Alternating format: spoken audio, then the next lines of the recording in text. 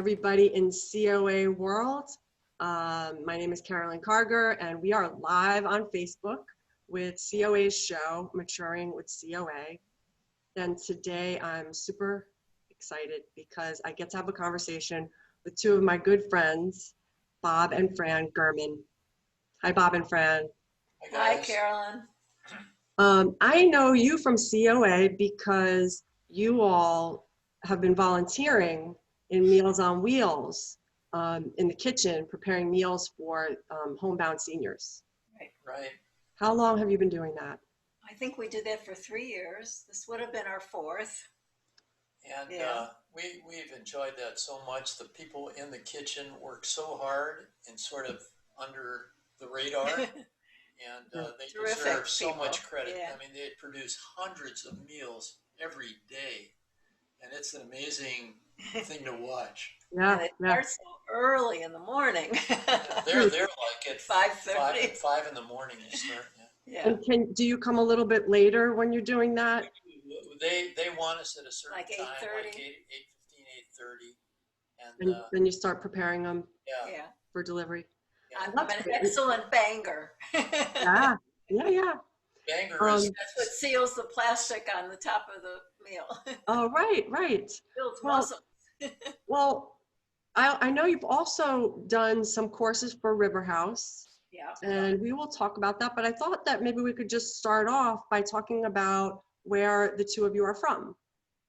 Okay. Sure. Right now, we are in the mountains of North Carolina, western North Carolina, just outside of Asheville, in a town called Hendersonville, North Carolina. And it's a beautiful day here. I have to tell you, we already climbed a mountain that's sort of our treadmill every morning. And Much better. We were back by 8:30 to prepare for our talk. Yeah, we're very fortunate because we live 10 minutes from the Carl Sandburg historic home. Oh, wow. Which has 2 mountains on the property. Wow.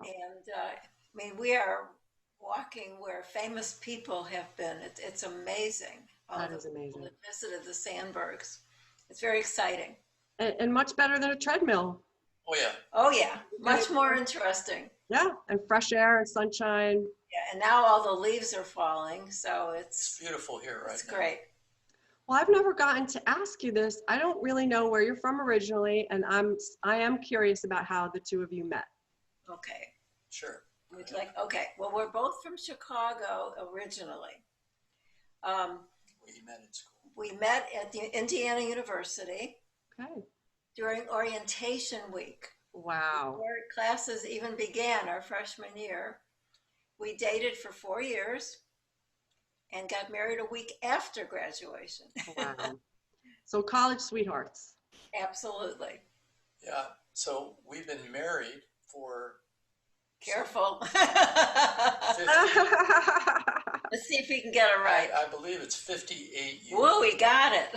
58. Oh my goodness. And we've known each other for 62 years. Yes. Not bad since we're only 63. No. I have Child to bride. We've had a great ride together. We've had an exciting and interesting life, and we're very grateful for what we've seen and done. Well, that's wonderful. Now, are you retired now? I really don't know if I'm actually retired, but I will tell you, I don't work to make money, and but we keep very busy. I think the less TV people watch, the more other things, whether it's reading or getting outdoors in nature or finding your passion after your working career is really important. So we got boxed in by, as everyone has, with the COVID-19 virus. And so we couldn't get out much, and we couldn't do all the volunteering work that we were used to doing. So we we developed we were interested in how do we help other people, especially as they age. And so we got familiar with YouTube. YouTube is like a video search engine, and you could find an answer to any question on earth, even the names of songs from the 50s that we're familiar Right. with. And so we start making videos, and they are geared to help other people be healthy and wise, hopefully. And the idea was to keep busy, to learn something, and it was a big learning curve for us, but it's been a great hobby for us since we've been sort of self-isolating. Well, that's great. Now, I know that when COVID struck and shut down our senior centers, I had reached out to a bunch of River House instructors to see if we could produce some valuable content and ways for people to keep active and keep engaged and keep connected during sort of the self-quarantining periods. And I reached out to you, and you all came to me with really, really awesome videos in Qigong, which is something the both of you are master instructors in. How did you discover Qigong? Well, back in 1992, we took a tour to China. And one day we were walking in a park, just the two of us, one morning in a small town in China, when we came across a group of old people. They must have been in their 60s. We were much younger then. And they were standing in a circle, and they were doing something we'd never seen before. And we stood and watched, and finally they called us over. And fortunately, one of the people spoke English because she had a child who was going to school in America. And she explained to us that this was Qigong, showed us some moves, and we played Qigong with them for a few minutes. And when we returned to the United States after our trip, we immediately searched out Tai Chi and Qigong instructors, because we'd really never given it any thought until that day, which was cool. You know, they say when the student's ready, the teacher will appear. They do say that. Yeah. So Qigong is a gentle exercise program from the Chinese ancients. It is designed to increase your energy and lower your stress.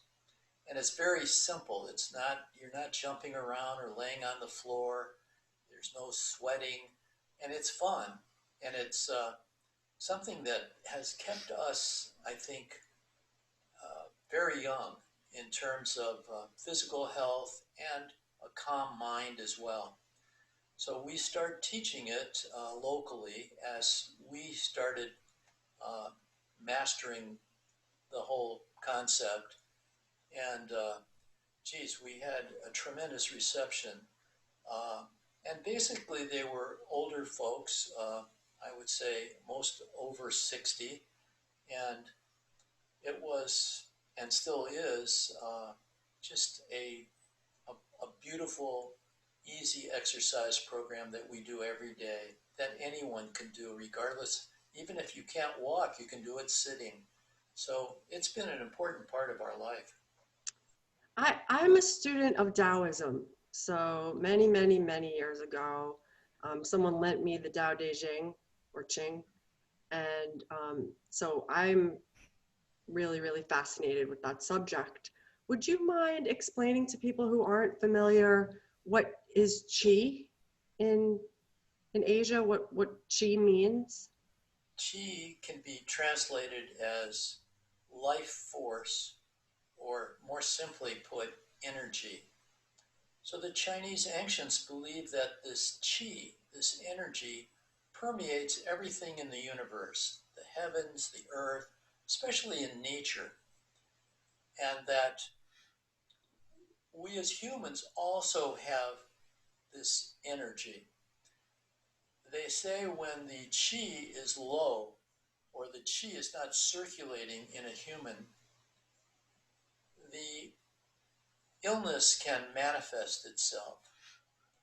So the idea is to breathe in that energy from the universe, filling ourselves with this chi or energy, and it provides a pathway to very good health. And it also increases your own personal energy. So you don't need to nap at 3:30 in the afternoon because we're sort of upbeat the whole day, and it's fun. It's nice. That's great. And you feel it has kept you youthful since you started Absolutely. practicing. Youthful and healthy. Great. So did you study Qigong in the United States? Did you travel to study Qigong? We studied initially in the United States, and then a friend of ours who was one of our Qigong students told us about him going to Thailand in the winter months to escape the cold. And so he said that we would love it and that they practice a lot of martial arts there, like Tai Chi and Qigong. So we took him up on that idea and we went to Thailand with the intention of finding a master, a grand master instructor. And we heard about this park in our town called, Chiang Mai, Thailand is the name of the town. And we found this little park, and as we were walking up to the ridge to go down into the park, we looked at each other and we said, we're going to find a teacher this morning at that park. And long story short, we did. And we found a man who was living in Chiang Mai. He was a French man, but he was an unbelievable, skilled Qigong instructor. And he took us under his wing. He liked us, and we studied with him for 9 years. And Wow. we then became master instructors ourselves. And we've since traveled to over 40 countries where we've taught worldwide. So it's been a very good experience for us personally, and the idea of sharing it with others, it's helped so many people with their own health. That's amazing. And I'm sure it's helping people in St. Johns County because you have produced many Qigong videos and you've shared a bunch of them with us, and we put them on COA's YouTube channel. And also you operate your own YouTube channel, which is called Young at Any Age. That's right. And I understand, I mean, there are many more videos on your channel than we have of yours on the COA channel. And I understand that your YouTube channel is taking off.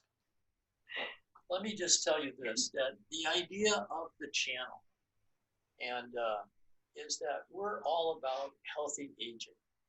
We don't believe that getting older means getting sicker. So we try to keep healthy and as vibrant as possible, and we wanted to share our ideas. So we talk about things like Qigong for exercise. We talk about a plant-rich diet. So what you eat counts so much.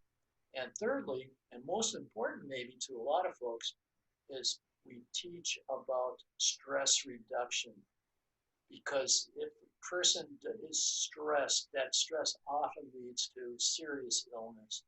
So we teach techniques on how to control stress, how to live in a stress-free life every day.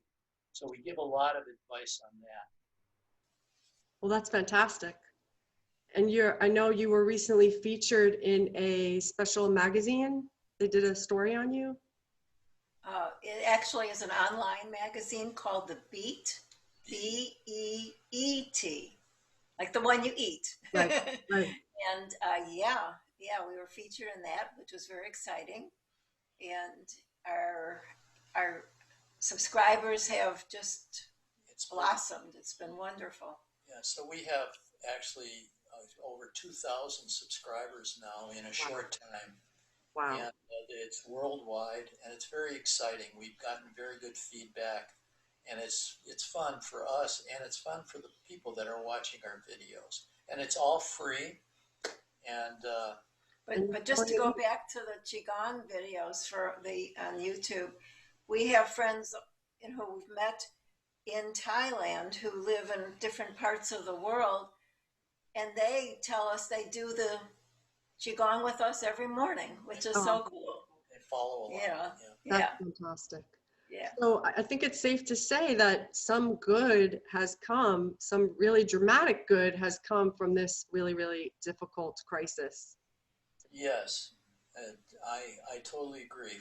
For us and for the people that have taken up Qigong as a little bit of a hobby, it's something to do, it's easy to learn, and so it's a win-win for sure. And this isn't the first major enterprise that you've taken to help people live a healthier life at every age. I don't know whether the people watching know, but you are also authors of a book. And the title of the book is 101 Ways To be young at any age. to be We young. just happen to have one here. So Fantastic. yeah. And Yeah. that book is available on Amazon.com. Yeah, I refer to the book ourselves. We kind of refresh ourselves when we feel the need. And so it's been another project. It's really a compilation of articles that we've written over time. And they're very short chapters. So there's like a life lesson in each chapter that we share, things that we do and things that have worked for us. And the book, by the way, since we were in Thailand, we learned about child trafficking there and how serious and horrific it is. And so we started an organization to combat child trafficking. So all the proceeds, if someone buys one of our books online, and the book is, I think, $12.95. 100% of that $12.95 goes to countering the human trafficking, especially of young girls. That's where we focus. These are girls that are trafficked into the sex trade at a very young age. Oh, wow. And so it's another win-win situation. So I appreciate the plug on the book. But I want people to know they're not only making, it's sort of like making a donation to child trafficking, because all the money goes toward that end. And the way that you combat the child trafficking, I mean, I'd love to have a whole other conversation about this whole topic, but it involves education. Is that correct? Right. Right. Through education, you can provide a better future for these. You have to understand that, especially like in northern Thailand, the people are not Thai. They're refugees from Burma and Laos and other countries nearby, and they have no rights. They can't get good schooling. They can't get good health care. They aren't citizens. And so they're very vulnerable to child traffickers coming in and offering them an education. Well, the education is often a brothel. Horrible. So by giving these girls education, the right kind of education, that provides them with a future to get a good job, to provide for themselves and their family, and that prevents child trafficking. So the money that we get goes to people on the ground that we connect with. These are young people. So we build schools, we provide clothing and food, healthcare. So it's a really noble enterprise, I think. I mean, something as simple as teaching a child how to brush their teeth. Oh, wow. Things we take for granted. Yeah. I'll never forget, we went to this one village and we gave the kids toothbrushes and toothpaste. They wouldn't stop brushing. They just kept brushing. Well, I'd love to talk about Thailand. Let's have a conversation about your travels and your time in Thailand.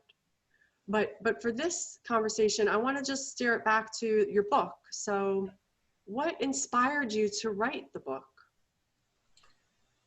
Well, I'm the editor. Bob's the writer. I have to say that when we were in our 60s, we both had life-threatening illnesses. Fran had something called myasthenia gravis. It's an incurable disease. I was told that I would, not live a long life, that I would be on medication the rest of my life, and I would never get better. Wow. And I had discovered by accident, with one of my urologists discovered a growth on my kidney. Oh my. And so it was a renal cell carcinoma, was cancer, kidney cancer. Oh my gosh. And so we both said we can't, and our doctors didn't say, well, you have to, they wanted to give us medicine. And we said, well, there's more to each other. We said, there's more to life than taking pills. We've got to change our own lifestyle. And so we did. We changed. We started with Qigong and movement exercises. We started getting outdoors more. We learned about various ways to reduce stress. And our diet also was completely changed. Well, that changed us. We haven't been sick since. So this incurable disease that Fran got is cured. And the doctors can't figure out why. But it is lifestyle. And that is why we took up starting to write these articles. Then we put them in a book just to help other people who may be down and out or sick or want to change their life in some way. We want to inspire them. And these are simple life lessons here, nothing real complicated. But that is why we wrote the book. Well, that is very valuable information. And I don't know if you go into that in your book about the journey that led you to discover these lifestyle, these changes to your lifestyle that helped save your lives. We do. Yeah, you do. Okay. Everything that we do is shared in the book. All these little techniques that have helped us, big and small, we share in the book. Well, that's great. Now, I'd like to let everybody out there know that Bob and Fran are planning on offering through Riverhouse Presents sort of a gathering, a Zoom gathering, which is going to be called Being Young at Any Age with Bob and Fran. And this will be a Zoom gathering where the topics in the book, the lifestyle choices that you go into detail about will be a springboard for conversation. And do you want to talk about a little bit, like what you have in mind for this? Well, we want it to be sort of an interactive time together where we can all learn from each other and share ideas and sort of inspire and teach each other. And we've done it with other groups, and it's been fun and very beneficial to a lot of people. We still hear from people all over the world. So this would be what the group wants, and it would cover all the facets that I spoke about, whether it's movement and Qigong, whether it's plant-based, plant-rich eating, how to start, change your diet. We talk about how to sleep better. It's pretty endless, and a lot of it is on stress reduction as well. So that would be sort of a conversation rather than just a lecture. But we could either maybe read some parts of our book to folks or just tell them what, we could pick some subjects out to talk about, or we could just say, what do you all want to talk about today? And if it works, I mean, we can, if we get enough people that are interested, maybe we could do even more than one session. Mm-hmm. We want to start with one, I think, and see if people like us and like this whole idea. I know they all like you, but I know they all like you. well, I hope so. We did a program at the River House a couple years ago, and it was packed, and it was specifically on changing of diet to a more healthy diet, and it was very well received. And we also taught some qigong in another part at another place in St. Augustine, and a lot of the people that took the eating class, we call it the power of food, they wound up coming to the qigong classes as well. Oh, great. We can do this online. Yeah. And so it all depends on what the folks out there want to do, but we're happy to share our ideas to make people enjoy a life of great health, happiness, and of longevity. Excellent. So I want to let everybody know that our first Zoom gathering is planned for Tuesday, November 10th at 1 p.m. And anyone who wants to participate, they can just contact me, and you can email me at my email address, which is ckarger, which is CKARGER at COASJC.org. That's my email address. If you send me your name and your email address, I will then get you a Zoom invitation. And so on Tuesday, November 10th at say 15 minutes to 1, 12:45, if you would come, and then we'll be able to see each other and have a really good in-depth conversation. And, you know, people will be able to interact with Bob and Fran about whatever we've discussed that you're interested in. So please let us know what your interest is, and get in touch with me so that we can have a lively conversation and get what you want to get out of this. This is really wonderful that Bob and Fran are a great, great resource in our community, and they have definitely been through it, and they definitely walk the talk. So I'm excited. We are too. We're looking forward to it. Great. So you may, if you're interested in participating, you may want to get Bob and Fran's book, which is on Amazon, and you can have it shipped to you before that. And anyway, so I hope we get a good response. I hope we can do even more of it. Also a great chance to socialize. Staying connected is super important to your mental and your emotional health, and a lot of people, especially people who live alone, are under a lot of stress because of COVID and the senior centers not being open. So we hope everybody out there will take advantage of it. I know that we had talked about one of the topics in your book is, I think, important to people, which is dealing with the holidays. So concrete issues from life that are challenging are dealt with in the book. So we are going to have another conversation in 2 weeks, and I would really love to talk about more about your health crises that you faced and how you adjusted your lifestyle and how you overcame them. Also about your time in Thailand. Great. Our favorite subjects. Yes. I know you've been there many, many times, and people can learn more about your work there to help the people of Thailand. I think, though, for now, I would like to just ask you a couple questions that I usually end my interviews with. And I think it's going to be interesting because of the age that you two met was probably 18 years old. Yeah. Yeah. Exactly. So the first question I usually ask at the end of our conversations on Maturing with COA is, if you could go back in time and give yourself a piece of advice or wisdom from where you are now, and go back in time and speak to yourself at the age of 18, can either one of you think of something that you would tell yourself?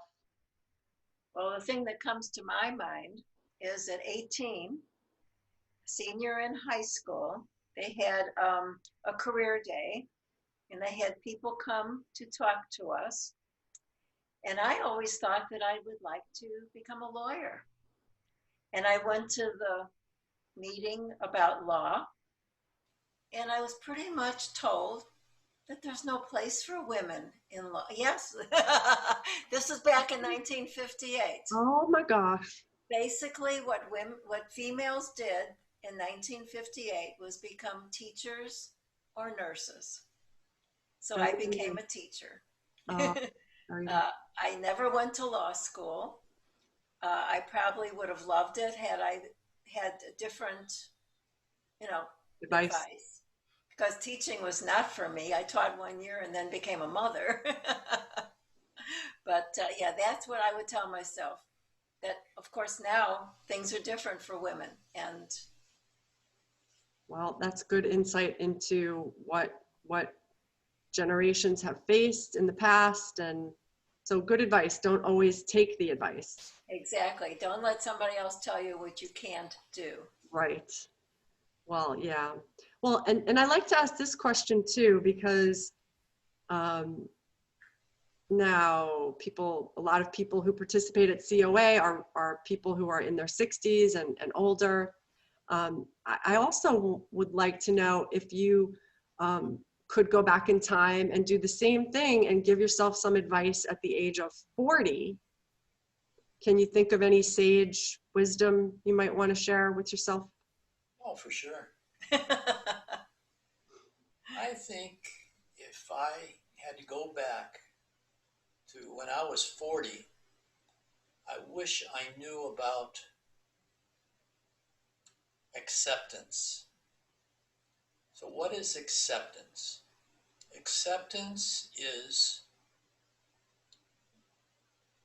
understanding the reality of every situation that comes into your life and accepting what is going on instead of trying to resist some of these things.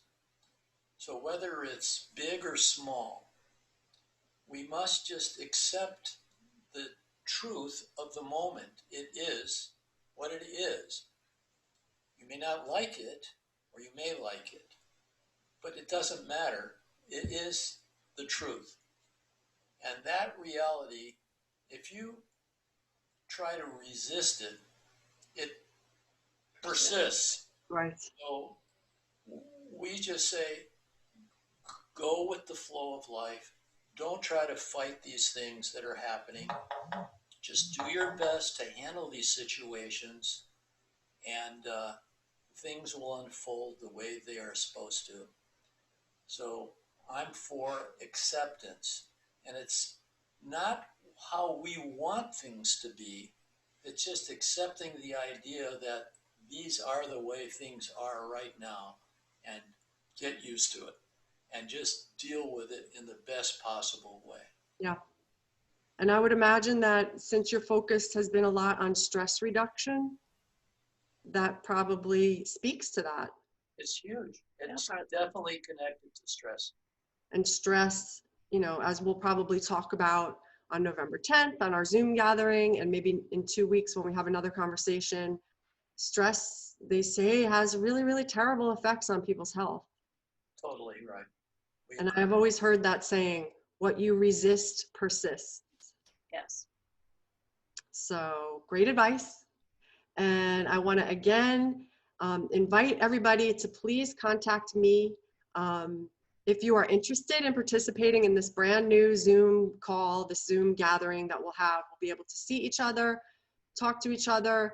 Bob and Fran will be available to talk about some of the subjects in their book, maybe take questions on whatever topic interests you most, get to know some people.